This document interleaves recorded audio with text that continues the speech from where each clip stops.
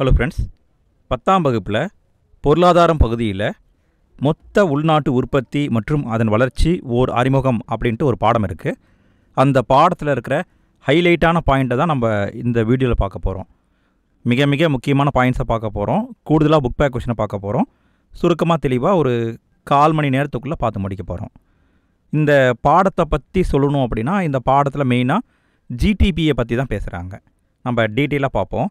ஜிடிபியை பார்க்குறதுக்கு முன்னால் 2 விஷயங்களை மட்டும் நம்ம தெரிஞ்சுக்கணும். இது வந்து பேசிக்கான பாயிண்ட் தான்.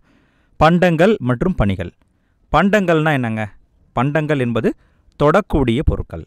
அதாவது ஒரு நாட்டில் உற்பத்தி செய்யக்கூடிய ஏதாவது ஒரு பொருள் நம்மளால் தொட முடிஞ்சால் அதை பண்டங்கள் சொல்கிறாங்க. அந்த பொருளை தொட்டு பார்க்க முடியல பட் நம்ம அனுபவிக்கிறோம் அப்படின்னா பணிகள் அப்படின்னு சொல்கிறாங்க. சரிங்களா? பண்டங்கள், பணிகள். உதாரணம் சொல்லணுன்னா பண்டங்கள் அப்படின்னு எடுத்துகிட்டால் மோட்டர் பைக்கு, சைக்கிள் தயாரிக்கிற நிறுவனத்தை சொல்லலாம். அவங்க தொடர்றதை நம்ம யூஸ் பண்ணுறோம். அதுவே பணிகள் அப்படின்னு சொன்னால் இப்போ நம்ம செல்ஃபோன்லாம் யூஸ் பண்ணுறோம். பட் இது வந்து நம்மளால் அனுபவிக்க முடியும், பட்டு நம்மளால் தொட்டு பார்க்க முடியாது. ஸோ இந்த பேசிக்கான விஷயத்தை பார்த்தாச்சு. அடுத்து என்ன கொடுத்துருக்காங்கன்னா நாட்டு வருமானம் அப்படிங்கிறத கொடுத்துருக்காங்க. நாட்டு வருமானம்னா என்னங்க? அதாவது ஒரு நாட்டில் ஒரு ஆண்டில் உற்பத்தி செய்யப்பட்ட பண்டங்கள் ப்ளஸ் பணிகளுடைய மொத்த மதிப்பு தான் நாட்டு வருமானம். புரியுதுங்களா? இப்போ தான் நம்ம பார்த்தோம் பண்டம்னா என்னென்னு பார்த்தோம், பணினா என்னென்னு பார்த்தோம். அப்படி பண்டங்களாக இருக்கட்டும் பணிகளாக இருக்கட்டும் ஒரு நாட்டுக்குள்ளே ஒரு ஆண்டில் எவ்வளவு தயாரிக்கிறாங்களோ அதுதான் வந்து நாட்டு வருமானம். நாட்டு வருமானம் அப்படிங்கிறத மொத்த நாட்டு உற்பத்தி அப்படின்னு சொல்லுவாங்க. நாட்டு வருமான ஈவுன்னு சொல்லுவாங்க. இந்த பாயிண்ட்டை நல்லா பார்த்துக்கோங்க. இதை கேட்க வாய்ப்பு இருக்குது. அடுத்தது மொத்த நாட்டு உற்பத்தியை பார்க்க போகிறோம். அதாவது இது வரைக்கும் பார்த்தது நாட்டு வருமானம். நாட்டு வருமானம்னாலும் ஒன்று தான், மொத்த நாட்டு உற்பத்தினாலும் ஒன்று தான். மொத்த நாட்டு உற்பத்தியை கிராஸ் நேஷனல் ப்ராடக்ட் அப்படின்னு சொல்லுவாங்க, ஜிஎன்பின்னு சொல்லுவாங்க. இது என்ன அப்படின்னா ஒரு நாட்டு மக்களால் ஒரு வருஷத்துக்குள்ளே உற்பத்தி செய்யப்பட்ட பண்டங்கள் மற்றும் பணிகளின் மதிப்பு. இது வந்து மொத்த நாட்டு உற்பத்தி. கூடுதலாக இன்னும் ஒன்று வரும். என்ன வரும் அப்படின்னா வெளிநாட்டில் முதலீடு பண்ணியிருக்காங்கன்னா அந்த முதலீட்டிலேருந்து கிடைக்கக்கூடிய லாபம், வட்டி அதையும் கணக்கில் சேர்த்திக்குவாங்க. புரியுதுங்களா? அதாவது மொத்த நாட்டு உற்பத்தியில் உள்நாட்டில் தயாரிக்கிறதும் வரும், ப்ளஸ் வந்து வெளிநாட்டில் இருக்கிற இன்வெஸ்ட்மெண்ட்டுக்கு வரக்கூடிய லாபமும் வரும். இந்த ரெண்டையும் சேர்த்துனா தான் மொத்த நாடு உற்பத்தி. இதற்கான ஃபார்முலா என்ன அப்படின்னா GNP equal C plus I plus G plus X minus M plus NFIA. இதுதாங்க இதற்கான வாய்ப்பாடு. இந்த வாய்ப்பாட்டிற்கான அர்த்தம் என்ன அப்படின்னா சி என்பது கன்சியூமர், அதாவது நுகர்வோர். ஐ என்பது இன்வெஸ்டர், முதலீட்டாளர். ஜி என்பது கவர்மெண்ட், அதாவது அரசுடைய செலவுகள். எக்ஸ் என்பது ஏற்றுமதி, எம் என்பது இறக்குமதி. அப்போ ஏற்றுமதி மைனஸ் இறக்குமதி கூடுதலாக என்எஃப்ஐஏ, அதாவது வெளிநாட்டிலிருந்து பெறப்பட்ட வருமானம். இது எல்லாம் சேர்ந்தது தான் வந்து மொத்த நாட்டு உற்பத்தி. இப்போ புரிஞ்சுதுங்களா? அடுத்து நம்ம பார்க்குறது நிகர நாட்டு உற்பத்தி, நெட் நேஷனல் ப்ராடக்ட். இது என்ன அப்படின்னா நம்ம இது வரைக்கும் என்ன கண்டுபிடிச்சோம்? மொத்த நாட்டு உற்பத்தியை கண்டுபிடிச்சோமா? இதிலிருந்து தேய்மானத்தை கழிச்சோம் அப்படின்னா நிகர நாட்டு உற்பத்தி கிடைக்கும். சரிங்களா? தேய்மானத்தை கழிச்சிட்டா நிகர நாட்டு உற்பத்தி. அடுத்து நம்ம பார்க்குறது மொத்த உள்நாட்டு உற்பத்தி. இதை வந்து ஜிடிபி சொல்லுவாங்க, கிராஸ் டொமஸ்டிக் ப்ராடக்ட். ஜிடிபி அப்படின்னா என்னென்னா ஒரு ஆண்டில் ஒரு நாட்டுடைய புவியியல் எல்லைக்குள்ளே தயாரிக்கப்பட்ட பண்டங்கள் மற்றும் பணிகளுடைய மொத்த மதிப்பு. அதாவது நம்ம என்ன பண்ணணும்? மொத்த நாட்டு உற்பத்தியில் வெளிநாட்டிலேருந்து வந்ததை கணக்கில் எடுத்துக்கிட்டோம். பட் உள்நாட்டு உற்பத்தினா நம்ம அதை வந்து கணக்கு எடுக்கக்கூடாது. நம்ம உள்நாட்டில் தயாரித்ததை மட்டும்தான் கணக்கு எடுக்கணும். இதற்கான ஃபார்முலா என்ன அப்படின்னா GDP equal to C plus I plus G plus X minus M. இதுதாங்க மொத்த நாட்டு உற்பத்தியில் என்ன வந்துச்சு? கூடுதலாக வந்து என்எஃப்ஐஏங்கிறது வந்துச்சு. மொத்த உள்நாட்டு உற்பத்தியில் அது வரல. சரிங்களா? இந்த பாயிண்ட்டை ஜஸ்ட்டு அண்டர்ஸ்டாண்ட் பண்ணிக்கோங்க போதும். ஜிடிபி இதை பற்றி ஃபஸ்ட்டு யார் சொன்னவர் அப்படின்னு பார்த்தா சைமன் குஸ்னட் 1934 சொன்னார். இவர் தான் ஜிடிபியின் நவீன கருத்தை சொன்னவர். சரிங்களா? இந்த பாயிண்ட்டு ரொம்ப ரொம்ப முக்கியம். அடுத்தது நிகர உள்நாட்டு உற்பத்தி.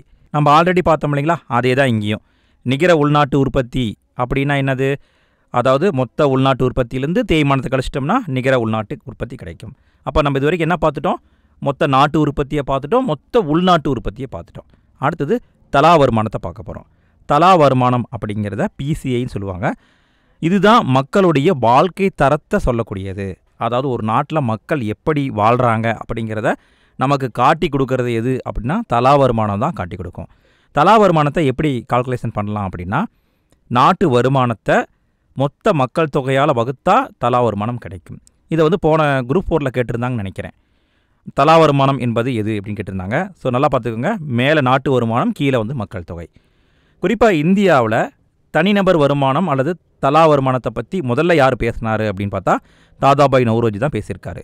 1867-68 அவர் ஒரு புத்தகம் எழுதியிருக்கார். என்ன அப்படின்னா, பிரிட்டனும் வறுமைக்கு ஒவ்வாத இந்திய ஆட்சியும் அப்படிங்கிற ஒரு புத்தகம். அதாவது poverty and unBritish rule in India அப்படிங்கிற புத்தகம். இந்த புத்தகத்தில் தான் அவர் தலா வருமானத்தை பற்றி தெளிவாக சொல்லியிருக்காரு. அடுத்து என்ன கொடுத்துருக்காங்கன்னா, தனிப்பட்ட வருமானம் அதை கொடுத்துருக்காங்க. இதை வந்து பிஐ அப்படின்னு சொல்லுவாங்க. தனிப்பட்ட வருமானம்னா என்னன்னு கேட்டால், ஒரு குடும்பம் அல்லது ஒரு தனிநபர் சம்பாதிக்கிறாருன்னு வைங்களேன், அவர் டேக்ஸ் கட்டுறதுக்கு முன்னால் எவ்வளோ சம்பாதிச்சிருக்காரு, அதுதான் வந்து தனிப்பட்ட வருமானம். புரியுதுங்களா? அதாவது நான் வந்து ஒரு வருஷத்தில் வந்து 10 லட்ச ரூபா சம்பாதிக்கிறேன் அப்படின்னா, அதில் வந்து கவர்மெண்ட் டேக்ஸ் போடும், டேக்ஸ் கட்டிடுவேன். டேக்ஸ் 2 லட்ச ரூபா கட்டிடுவேன். கட்டிட்டு மீதி என் கையில் இருக்கிறது 8 லட்சம். ஆனால் கட்டுறதுக்கு முன்னாடி என்கிட்ட எவ்வளோ இருந்தது? 10 லட்சம் இருந்ததா?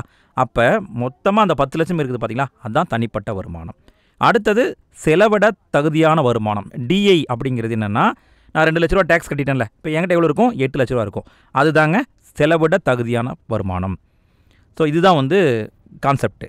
அடுத்து வந்து மொத்த மதிப்பு கூடுதல், ஜிவிஏ அப்படிங்கிறது. மொத்த மதிப்பு கூடுதல்னால் என்னென்னா, ஜிடிபி, அதாவது மொத்த உள்நாட்டு உற்பத்தியோட மானியத்தை சேர்த்துக்கிறோம், அதுலேருந்து வரிகளை வந்து கழிச்சிடறோம். இதுதான் வந்து மொத்த மதிப்பு கூடுதல். சரிங்களா? இந்த கான்செப்டை ஜஸ்ட்டு அண்டர்ஸ்டாண்ட் பண்ணிக்கிட்டிங்கன்னா போதுங்க. சரிங்களா? அடுத்தது மொத்த உள்நாட்டு உற்பத்தியை பற்றி தான் நம்ம மெயினாக பேச போகிறோம். ஏன்னா ஒரு நாட்டுடைய நிலைமை எப்படி இருக்குது அப்படிங்கிறத கண்டுபிடிக்கிறதே மொத்த உள்நாட்டு உற்பத்தியில் தான் கண்டுபிடிப்பாங்க. மொத்த உள்நாட்டு உற்பத்தியை வந்து எப்படி கால்குலேஷன் பண்ணுறாங்க அப்படின்னு பார்க்கும்பொழுது 3 வழிமுறைகளில் கால்குலேஷன் பண்ணுறாங்க. என்னென்ன அப்படின்னா, செலவின முறை, வருமான முறை, மதிப்பு கூட்டு முறை. இந்த 3 மெத்தடை யூஸ் பண்ணி தான் ஜிடிபியை கண்டுபிடிக்கிறாங்க. இந்த 3ஐயும் நம்ம ஜஸ்ட்டு சுருக்கமாக பார்ப்போம். முதல்ல பார்க்குறது வந்து செலவின முறை. செலவின முறை அப்படின்னா, ஒரு நாட்டில் நம்ம ஒரு வருஷத்தில் பண்டங்கள் மற்றும் பணிகளை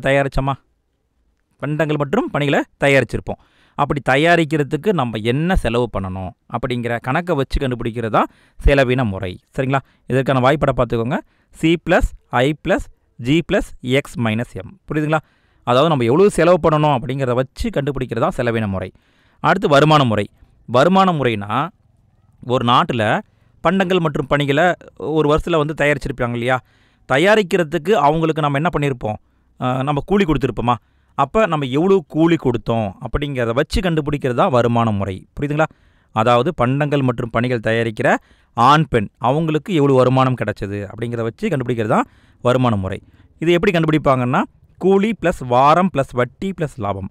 கூலி என்பது ஆட்களுக்கு கொடுக்குற கூலி, வாரம் என்பது வாடகை, நம்ம வந்து வாடகை கட்டணும்ல அது. அடுத்து வட்டி என்பது நம்ம கடை வாங்கியிருந்தால் அது கொடுக்குறது வட்டி. அடுத்து லாபம். இது எல்லாத்தையும் சேர்த்துனா இதான் வந்து வருமான முறை அப்படின்னு சொல்கிறாங்க. அடுத்து பார்க்குறது மதிப்பு கூட்டு முறை. மதிப்பு கூட்டு முறைனா, இடைநிலை பண்டங்களுடைய மொத்த மதிப்பை கூட்டி அதுலேருந்து கண்டுபிடிக்கிறது. அதாவது இப்போ ஒரு டீ வந்து 10 ரூபான்னு வச்சுக்கோங்களேன். ஒரு டீ 10 ரூபா. அந்த டீயில் நம்ம என்னென்ன போட்டிருப்போம்? டீ தூள் போட்டிருப்போம், பால் போட்டிருப்போம், சர்க்கரை போட்டிருப்போம். இந்த ஒவ்வொன்றுக்கும் எவ்வளோ செலவாச்சு அப்படிங்கிறத வச்சு அதுலேருந்து நம்ம ஒரு டீயை என்ன ரேட்டுக்கு விற்றோம் அதில் கழிச்சோம்னா நமக்கு லாபம் கிடைச்சிரும்ல, அப்படி வச்சு கண்டுபிடிக்கிறது தான் மதிப்பு கூட்டு முறை. சரிங்களா? இந்த 3 மெத்தடை பேஸ் பண்ணி தான் ஜிடிபியை கண்டுபிடிக்கிறாங்க. ஜிடிபியை ஏன் கண்டுபிடிக்கணும் அப்படின்னா, ஜிடிபிக்கு நிறைய முக்கியத்துவம் இருக்குது. அதாவது ஒரு நாட்டுடைய பொருளாதார வளர்ச்சியை தெரிஞ்சுக்க உதவுது. அதே மாதிரி ஒரு நாட்டில் பணவீக்கம் எப்படி இருக்குது, பணமாட்டம் எப்படி இருக்குது அப்படிங்கிறத கண்டுபிடிக்கிறதுக்கும் அந்த சிக்கலை தீர்க்கவும் பயன்படுது. அதே மாதிரி உலகத்தில் இருக்கிற வளர்ந்த நாடுகள், ஒரு நாடு வளர்ந்துருக்கா இல்லையா அப்படிங்கிறத எப்படி கண்டுபிடிக்கிறாங்க அப்படின்னா, இந்த ஜிடிபி வச்சு தான் கண்டுபிடிக்கிறாங்க. அதே மாதிரி ஒரு நாட்டுடைய வாங்கும் திறனை மதிப்பிட பயன்படுது. அடுத்து பொதுத்துறை நிறுவனத்தை பற்றி அறிஞ்சிக்க பயன்படுது. அதாவது ஒரு பொதுத்துறை நிறுவனம் இருக்குன்னா அது நல்லா செயல்படுதா, நட்டத்தில் போகுதா, லாபத்தில் போகுதான்னு கண்டுபிடிப்போம்ல, அதுக்கு வந்து பயன்படுது. பொருளாதார திட்டமிடலுக்கு வழிகாட்டியாகவும் பயன்படுது. அடுத்தது இந்த ஜிடிபியில் இப்போ நம்ம கால்குலேஷன் பண்ணுறதுல சில குறைபாடுகள் இருக்குது, அதை கொடுத்துருக்காங்க. ஜஸ்ட்டு தெரிஞ்சுக்கோங்க என்ன குறைபாடு அப்படின்னா, அதாவது முக்கியமாக சில பண்டங்கள் மற்றும் பணிகளை சேர்த்துக்கல அப்படின்னு சொல்லியிருக்காங்க. அதாவது நம்ம வீட்டில் பார்த்தா நம்ம மனைவி வந்து வேலை செய்வாங்க, மனைவி அம்மாக்கள்லாம் வீட்டு வேலை செய்வாங்க. அதுக்கு நம்ம யாராவது காசு கொடுக்குறோமான்னு கேட்டால் கொடுக்குறது கிடையாது. ஆனால் அவங்க சர்வீஸ் பண்ணுறாங்க, அதுக்கு நம்ம காசு தரதில்லை. இதை வந்து ஜிடிபியில் கணக்கு எடுத்துக்கிறது கிடையாது. ஸோ அது வந்து ஒரு நெகட்டிவ் பாயிண்ட் சொல்கிறாங்க. அடுத்து வந்து ஜிடிபி அளவை மட்டும் கால்குலேஷன் பண்ணது, தரத்தை கால்குலேஷன் பண்ணல அப்படிங்கிற குற்றச்சாட்டை வைக்கிறாங்க. அதாவது 100 சைக்கிள் தயாரிச்சிருக்காங்கன்னா 100 சைக்கிள் தயாரிச்சிருக்காங்க மட்டும் கணக்கு எடுத்துக்கிறாங்க. ஆனால் அந்த சைக்கிள் குவாலிட்டியாக இருக்கா இல்லையா அப்படிங்கிறத கால்குலேஷன் பண்ணுறதில்ல அப்படின்னு சொல்கிறாங்க. அடுத்தது நாட்டு வருமான பகிர்ந்தளிப்பு பற்றி கூறவில்லை. நாட்டு வருமானத்தை எப்படி பகிர்ந்தளிக்கிறாங்க அப்படிங்கிறத பற்றி சொல்லலை அப்படின்னு சொல்கிறாங்க. அடுத்து என்ன கொடுத்துருக்காங்க அப்படின்னு பார்த்தா ஜிடிபியின் மதிப்பீடு. இதில் வந்து ஜிடிபி சம்மந்தமான ஆவணங்களை யார் மெயின்டைன் பண்ணுறாங்க அப்படிங்கிறத சொல்கிறாங்க. மத்திய புள்ளியியல் துறையுடைய கட்டுப்பாட்டில் இயங்கக்கூடிய மத்திய புள்ளியியல் நிறுவனம், அதாவது சிஎஸ்ஓங்கிற நிறுவனம், அந்த நிறுவனம் தான் ஜிடிபி சம்மந்தப்பட்ட ஆவணங்களை பராமரிச்சுட்டு வராங்க. சரிங்களா? இப்போ ஜிடிபி சம்மந்தமான டேட்டாவெல்லாம் யார் வச்சுருக்காங்கன்னா மத்திய புள்ளியியல் நிறுவனம் தான் வச்சுருக்காங்க. இந்த மத்திய புள்ளியியல் நிறுவனம் என்ன பண்ணுறாங்கன்னா தொழில்துறையில் ஒவ்வொரு வருஷமும் வந்து வருடாந்திர கணக்கெடுப்பு நடத்தி தொழில்துறை உற்பத்தி குறியீடு, நுகர்வோர் விலை குறியீடு போன்ற குறியீடுகள்லாம் வெளியிட்டு இருக்காங்க. அடுத்தது மொத்த உள்நாட்டு உற்பத்தியுடைய இயல்புகளை கொடுத்துருக்காங்க. குறிப்பாக இந்தியாவுடைய இயல்பை பற்றி பேசுகிறாங்க. இந்திய பொருளாதாரத்தில் 3 துறைகள் வந்து பங்களிப்பாக பண்ணிகிட்டு இருக்காங்க. 3 துறைகள் என்னென்ன அப்படின்னா முதன்மை துறை, 2ஆம் துறை, 3ஆம் துறை. இந்த 3 துறை தான் முக்கியமாக இருக்குது இந்தியாவிலேயே. இந்த 3 துறையை பற்றி ஜஸ்ட்டு பேசிக்காக தெரிஞ்சுக்க போகிறோம். முதல்ல பார்க்குறது முதன்மை துறை. முதன்மை துறையை வேளாண்மை துறை அப்படின்னு சொல்லுவாங்க. முதன்மை துறை அப்படின்னா என்னென்னா, அதாவது டைரெக்டாக நம்ம வந்து உற்பத்தியை பண்ணுறது. நம்ம வந்து என்ன பண்ணுறோன்னா உற்பத்தியை பண்ணுறோம். அதாவது நம்ம கிடைக்கக்கூடிய பொருளோட நம்ம டைரெக்டாக இன்ட்ராக்ட் பண்ணுறது தான் வந்து முதன்மை துறை. இப்போ நம்ம கால்நடை பண்ணையை வச்சுருக்கிறோம், மீன் பிடிக்கிறோம், சுரங்கம், காடு வளர்த்தல், நிலக்கரி சுரங்கம் எல்லாத்தையுமே நம்ம எடுக்கிறோம். இதை வந்து நம்ம டைரெக்டாக பயன்படுத்தலாமானா டைரெக்டாக பயன்படுத்தலாம். பட் இதை வந்து நம்ம அதே இடத்துல தான் பயன்படுத்தணும். இந்த இடத்துலேருந்து இன்னொரு இடத்துக்கு கொண்டுட்டு போகணும் அப்படின்னா அதற்கு தான் 2ஆம் துறை இருக்குது. புரியுதுங்களா? அதாவது இந்த துறை வந்து தயாரிக்க, அதாவது உருவாக்க மட்டும்தான் இருக்குது. அதை இன்னும் கொஞ்சம் காஸ்ட்லியாக மாற்றுறது தான் 2ஆம் துறை. 2ஆம் துறைக்கு எடுத்துக்காட்டு வந்து இரும்பு எஃகு தொழிற்சாலை, ஜவுளி தொழிற்சாலை, சர்க்கரை தொழிற்சாலைலாம் சொல்லலாம். அதாவது நம்ம இங்கே பார்த்தோம்ல காடு வளர்த்தல் பார்த்தோம், கரும்பு வளர்க்குறாங்க. கரும்பு வளர்க்குறது வந்து முதன்மை துறை. அந்த கரும்பை கொண்டாந்து ஃபேக்ட்ரியில் வந்து சர்க்கரையாக தயாரிக்கிறாங்கன்னா அது 2ஆம் நிலைத்துறை. புரியுதுங்களா? இந்த கான்செப்டை மட்டும் அண்டர்ஸ்டாண்ட் பண்ணிக்கோங்க. அடுத்தது 3ஆம் நிலைத்துறை. 3ஆம் நிலைத்துறையை பொறுத்த வரைக்கும் என்னென்ன வரும் அப்படின்னா, இதை வந்து பணிகள் துறைன்னு சொல்லுவாங்க. இதில் வந்து நிறைய வந்து எக்ஸ்ட்ரா பண்ணுறது வரும். அதாவது அறிவியல் ஆராய்ச்சி, போக்குவரத்து, வர்த்தகம், அஞ்சல், வங்கி, கல்வி, பொழுதுபோக்கு, சுகாதாரம், தகவல் தொழில்நுட்பம் இதெல்லாமே வந்து 3ஆம் துறையில் வருதுங்க. அடுத்து இந்தியாவில் மொத்த உள்நாட்டு உற்பத்தியில் வெவ்வேறு துறைகளுடைய பங்களிப்பை கொடுத்துருக்காங்க. குறிப்பாக அந்த 3 துறைகளும் வந்து பங்களிப்பு கொடுத்துட்ருக்காங்க. ஒவ்வொரு துறையாக பார்ப்போம். முதல்ல பார்க்குறது பணிகள் துறை. பணிகள் துறையை பொறுத்த வரைக்கும் இந்தியாவில் பணிகள் துறை தான் மிகப்பெரிய துறையாக இருக்குதுங்க. அதாவது இந்தியாவில் 3 துறையில் மிகப்பெரிய துறை எதுன்னு பார்த்தா பணிகள் துறை தான். இந்தியாவுடைய பணிகள் துறை உலகத்தில் 8ஆவது இடத்துல இருக்குது. புரியுதுங்களா? உலகத்தில் 8ஆவது இடத்துல இருக்குதுங்க. அடுத்தது வேளாண்மை துறை. வேளாண்மை துறையை பொறுத்த வரைக்கும் இந்தியாவில் வேளாண்மை துறையின் பங்கு வந்து ஜிடிபியில் அதிகமாக இருக்குது. அதாவது உலகத்தோடைய ஜிடிபியில் வேளாண்மை துறையின் பங்களிப்பு 6.4%. இது இந்திய டேட்டா கிடையாது, உலக டேட்டா. உலகத்தோடைய ஜிடிபி அதில் வேளாண்மை துறையின் பங்களிப்பு 6.4%. ஆனால் இந்தியாவில் இதை விட அதிகமாக இருக்குதுன்னு சொல்கிறாங்க. அடுத்தது வேளாண் பொருட்கள் உற்பத்தியில் இந்தியா 2ஆவது பெரிய நாடு அப்படின்னு சொல்கிறாங்க. அடுத்தது உலகத்துடைய மொத்த வேளாண் பொருட்கள் உற்பத்தியில் இந்தியா எவ்வளோ சதவீதத்தை பண்ணுது அப்படின்னா 7.39% பண்ணுறாங்க. அடுத்தது தொழில்துறை. இந்தியாவுடைய தொழில்துறை உலகத்தில் 6ஆவது இடத்துல இருக்குது. இந்த டேட்டாலாம் கொஞ்சம் முக்கியங்க, பார்த்துக்கோங்க. அடுத்தது வந்து ஜிடிபியில் துறை வாரியான பங்களிப்பு. இதில் என்ன கொடுத்துருக்காங்க அப்படின்னா 1950-51 ஜிடிபி எப்படி இருந்திருக்கு, இப்போ 2017-18 ஜிடிபி எப்படி இருந்திருக்கு அப்படிங்கிறத கொடுத்துருக்காங்க. 1950-51 அந்த காலகட்டத்தில் பார்த்தோம் அப்படின்னா விவசாயத்துறையில் ஜிடிபி வந்து 51% இருக்குது. அதாவது மொத்த ஜிடிபியில் 51% விவசாயத்துலேருந்தே கிடச்சிருக்கு. ஆனால் இன்றைக்கி அப்படி இருக்கான்னு கேட்டால் கிடையாது. இன்றைக்கி விவசாயத்துறையின் பங்களிப்பு ரொம்ப கம்மியாக இருக்குது, 17% இருக்குது இப்போ. அதுவே பாருங்களேன், தொழில்துறை அப்போ வந்து 14% இருந்திருக்கு, இப்போ 29% மாறி இருக்குது. அப்போ தொழில்கள் வந்து கொஞ்சம் டெவலப் ஆகிருக்கு. அடுத்து பணிகள் துறை அப்போ 33% இருந்திருக்கு, இப்போ வந்து 53% மாறி இருக்குது. பாருங்களேன், அப்போ டெவலப் ஆகிருக்கிறது வந்து பணிகள் துறை அதிகமாக ஆகிருக்கு, 2ஆவது தொழில்கள் ஆகிருக்கு, 3ஆவது வேளாண்மை துறை அப்படியே தான் இருக்குது, 17% இருக்குது. அடுத்து என்ன கொடுத்துருக்காங்கன்னா பொருளாதார வளர்ச்சி மற்றும் முன்னேற்றம். ஸோ இப்போ ரீசெண்டாக என்ன நடந்துக்கிட்டு இருக்குது அப்படிங்கிறத பற்றி பேசுகிறாங்க. குறிப்பாக பொருளாதார வளர்ச்சியை பற்றி 2 கூற்றுகள் இருக்குது. அந்த 2 கூற்றுகளும் கொஞ்சம் முக்கியங்க. முதல் கூற்று யார் சொல்லியிருக்காங்க அப்படின்னா அமர்த்தியா சென் அப்படிங்கிறத சொல்லியிருக்காரு. இவர் என்ன சொல்கிறாரு அப்படின்னா பொருளாதார வளர்ச்சி என்பது பொருளாதார முன்னேற்றத்தின் ஒரு அம்சம் அப்படின்னு சொல்கிறாரு. நல்லா பாருங்கள், பொருளாதார வளர்ச்சி அப்படிங்கிறது பொருளாதார முன்னேற்றத்துடைய ஒரு அம்சம் அப்படின்னு சொல்லிட்டாரு. அதுவே ஐக்கிய நாடு சபை என்ன சொல்லுதுன்னா மனிதனுடைய பொருள் சார்ந்த தேவைக்கு மட்டும் கவனம் செலுத்தாமல் அதாவது பொருள் சார்ந்த தேவைக்கு மட்டும் கவனம் செலுத்தாமல் மக்களுடைய வாழ்க்கை தரத்தையும் உயர்த்தணும் அப்படின்னு சொல்லுது. அது மட்டும் இல்லாமல் ஒட்டுமொத்த வளர்ச்சியில் கவனம் செலுத்தணும் அப்படின்னு சொல்லிட்டு ஐநா சபை சொல்லுதுங்க. அடுத்தது வளர்ச்சி பாதையில் ஜிடிபியின் பங்களிப்பு. இப்போ ரீசெண்டாக என்ன நடந்துக்கிட்டு இருக்குது அப்படின்னு பார்த்தா 1991 புதிய பொருளாதார கொள்கை அப்படிங்கிற கொள்கையை மத்திய அரசு அறிவித்தாங்க. எல்பிஜின்னு சொல்லுவாங்க, தாராள மையம், தனியார் மையம், உலக மையம். இது எப்போ அறிமுகப்படுத்தப்பட்டதுன்னா 1991 அறிமுகப்படுத்தப்பட்டது. அதற்கு பிறகு இந்தியா வந்து டெவலப் ஆகிட்டு தான் இருக்குது. இப்போ வந்து ஜிடிபியில் நம்ம டெவலப் ஆகி வந்துக்கிட்டு இருக்கோம். நம்ம நிறைய பாசிட்டிவான விஷயங்களை அச்சீவ் பண்ணாலும் சில நெகட்டிவான விஷயங்கள் இன்னும் இருக்க தான் செய்யுது. அதை தான் அடுத்து கொடுத்துருக்காங்க. என்ன கொடுத்துருக்காங்க அப்படின்னா தற்போதைய நிலைமை. தற்போதைய நிலைமையில் ஆயுட்காலம் அதிகமாக இருக்குது. அதாவது அப்போ ஆயுட்காலம் வந்து கம்மியாக இருந்தது. இப்போ வந்து எதிர்பார்க்கப்படும் ஆயுட்காலம் அப்படிங்கிறது அதிகமாக இருக்குது. இந்தியாவுடைய எதிர்பார்க்கப்படும் ஆயுட்காலம் 65 ஆண்டுகள். ஆயுட்காலம் அதிகமாக இருக்குது. ஆனால் இன்னொரு பாயிண்ட்டை பாருங்களேன், 5 வயதுக்குட்பட்ட குழந்தைகளுடைய ஊட்டச்சத்து குறைபாடு என்பதும் அதிகமாக இருக்குது. 44% குழந்தைகளுக்கு ஊட்டச்சத்து குறைபாடு இருக்குது அப்படின்னு சொல்கிறாங்க. அடுத்தது 15 வயதுக்கும் மற்றும் அதற்கு மேற்பட்ட மக்கள் தொகையில் படித்தவங்க அப்படின்னு பார்த்தா 63% பேர் படித்தவங்களாக இருக்காங்க. 5 வயசுக்கு மேற்பட்டவங்க படித்தவங்க எத்தனை சதவீதம்னு பார்த்தா 63%. அதுவே உழைக்கும் வயது மக்களின் எண்ணிக்கையும் அதிகமாக இருக்குது. 58%லேருந்து 64% மாறி இருக்கு அப்படின்னு சொல்கிறாங்க. அடுத்தது பொருளாதார வளர்ச்சி. ஒரு நாடு பொருளாதார அளவில் முன்னேறி இருக்கா இல்லையா அப்படிங்கிறத எப்படி கண்டுபிடிப்பாங்க அப்படின்னா மனித வள மேம்பாட்டு குறியீடு அப்படிங்கிற குறியீடை பேஸ் பண்ணி தான் கண்டுபிடிப்பாங்க. இந்த குறியீடை தான் நம்ம அடுத்து பார்க்க போகிறோம். இதை வந்து HDIன்னு சொல்லுவாங்க, ஹியூமன் டெவலப்மெண்ட் இண்டெக்ஸ்ன்னு சொல்லுவாங்க. இதை யார் அறிமுகப்படுத்தினா அப்படின்னு பார்க்கும்பொழுது 1990 மெஹபூப் உல் ஹக் அப்படிங்கிற பாகிஸ்தான் நாட்டை சேர்ந்த அறிஞர் வந்து அறிமுகப்படுத்தியிருக்காரு. இந்த மனிதவள மேம்பாட்டு குறியீடு 3 அளவுகளில் பேஸ் பண்ணி உருவாக்கப்படுதுங்க. என்னென்ன அளவு அப்படின்னா பிறக்கும்போது வாழ்நாள் எதிர்பார்ப்பு. அதாவது ஒருத்தர் பிறக்கிறாருன்னா அவர் எத்தனை வருஷம் வாழ்வாருன்னு கால்குலேஷன் பண்ணுறாங்களே, அப்படி எத்தனை வருஷம் வாழ்வார் அப்படிங்கிறத எடுத்துக்கிறாங்க.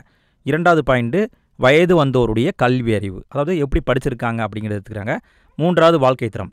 இந்த 3 விஷயத்தை பேஸ் பண்ணி தான் HDI இது வந்து உருவாக்கப்படுதுங்க. குறிப்பாக 2017-18 யூனியன் டிபி வந்து மனித வளர்ச்சி மதிப்பீடை வந்து வெளியிட்டாங்க. அதில் மொத்தம் 189 நாடுகள் இடம்பெற்றிருந்தது. அதில் இந்தியா வந்து 130வது நாடாக இருந்திருக்கு. இந்தியாவுடைய HDI மதிப்பு 0.640ங்க. அடுத்து என்ன கொடுத்துருக்காங்க அப்படின்னா மொத்த தேசிய மகிழ்ச்சி குறியீடு GNHன்னு சொல்லுவாங்க, கிராஸ் நேஷனல் ஹாப்பினஸ் இண்டெக்ஸ்ன்னு சொல்லுவாங்க. இதை வந்து யார் உருவாக்குனாங்க அப்படின்னா 1972 ஜிக்மே சிங்கியே வாங்சுங் அப்படிங்கிற பூட்டான் நாட்டை சேர்ந்த மன்னர் தான் உருவாக்கியிருக்காரு. இவர் 1972 பம்பாய் விமான நிலையத்தில் வந்து பயணம் பண்ண வந்து இறங்கியிருக்காரு. அப்போ வந்து ஃபைனான்சியல் டைம்ஸ் அப்படிங்கிற ஒரு பத்திரிகை, அந்த பத்திரிகை வந்து பேட்டி எடுக்கிறாங்க. அப்போ தான் அவர் சொல்கிறாரு மொத்த தேசிய மகிழ்ச்சி குறியீடு அப்படிங்கிற பதத்தை சொல்கிறாரு. உடனே வந்து நம்மளால் என்ன பண்ணுறாங்க, அதை பிடிச்சிட்டாங்க. ஸோ இதே நல்லா இருக்கே, இந்த கான்செப்டை நாமளும் கொண்டு வரலாம் அப்படிங்கிறத அடுத்து கொண்டு வராங்க. இந்த மொத்த தேசிய மகிழ்ச்சி குறியீடு அப்படிங்கிறது 4 தூண்களை பேஸ் பண்ணி இருக்குதுங்க. தூண்கள் எத்தனை? 4 தூண்கள்ங்க. என்னென்ன அப்படின்னா நிலையான மற்றும் சமமான சமூக பொருளாதார வளர்ச்சி, சுற்றுச்சூழல் பாதுகாப்பு, கலாச்சாரத்தை பாதுகாப்பது மேம்படுத்துவதும் நல்லாட்சித்திறன். இந்த 4ம் தான் GNHIயுடைய தூண்கள். குறிப்பாக இதை பேஸ் பண்ணி தான் 2011 ஐக்கிய நாடுகள் சபை வந்து மகிழ்ச்சி வளர்ச்சிக்கான ஒரு முழுமையான அணுகுமுறை நோக்கி அப்படிங்கிற ஒரு தீர்மானத்தை போட்டிருக்காங்க. சரிங்களா? எந்த ஆண்டு போட்டாங்கன்னு பார்த்துக்கோங்க, 2011 போட்டாங்க. முக்கியமான பாயிண்ட்ஸை பார்த்தாச்சுங்க. அடுத்து புக் பேக் கொஸ்டினை பார்ப்போம். முதல்ல பார்க்குறது சரியான விடையை தேர்ந்தெடுக்கவும். முதல் கேள்வி, GNPயின் சமம் என்ன அப்படின்னு கேட்குறாங்க. GNPனா கிராஸ் நேஷனல் ப்ராடக்ட், அதாவது மொத்த நாட்டு உற்பத்தி. மொத்த நாட்டு உற்பத்தின்னு என்னென்னு பார்த்தாச்சு. என்னென்னு பார்த்தோம், அதாவது மொத்த உள்நாட்டு உற்பத்தி, அதாவது GDP மற்றும் வெளிநாட்டில் ஈட்டப்பட்ட நிகர சொத்து வருமானம். அப்போ இதுதான் சரியான ஆன்சர். அடுத்து 2வது கேள்வி, நாட்டு வருமானம் அளவிடுவது. நாட்டு வருமானத்தை எப்படி அளவிடுவாங்க?